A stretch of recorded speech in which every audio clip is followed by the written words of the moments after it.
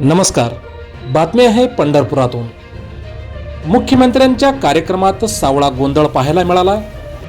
पंढरपूरमध्ये निर्मलवारी समारोप कार्यक्रम सुरू होण्याच्या साधारण अर्धा तासापूर्वी त्या लाल साडीतील निवेदिका कार्यक्रमस्थळी स्टेजवर आल्या होत्या. त्यांना कर्मचाऱ्यांनी सर्व पेपर देखील दिले होते. त्यांनी कुठे थांबून बोलायचे हे सुद्धा त्यांना सांगण्यात आले होते.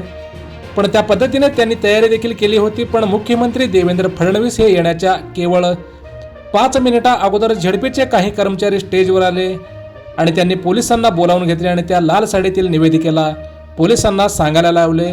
त्यानंतर दुसऱ्या निवेदिकेला स्टेजवर आणण्यात आले. या प्रसंगी थोडासा गोंधळ उडाला आणि 2 महिला पोलीस कर्मचाऱ्यांनी लाल साडीतील निवेदिकेला काहीतरी बोलले आणि बाहेर जाण्यास सांगितले.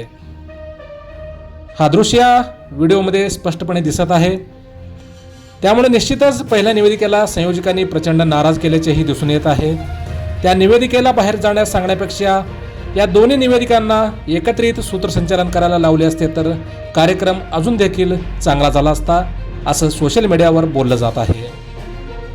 हा व्हिडिओ व्हायरल होताच सोशल मीडियावर तीव्र प्रतिक्रिया उमटत आहे. एका महिला निवेदिकेला सूत्रसंचालनासाठी बोलावून अचानक निवेदिका बदलणे हे कितपत योग्य आहे असा प्रश्न सोशल मीडियावर विचारला जात आहे.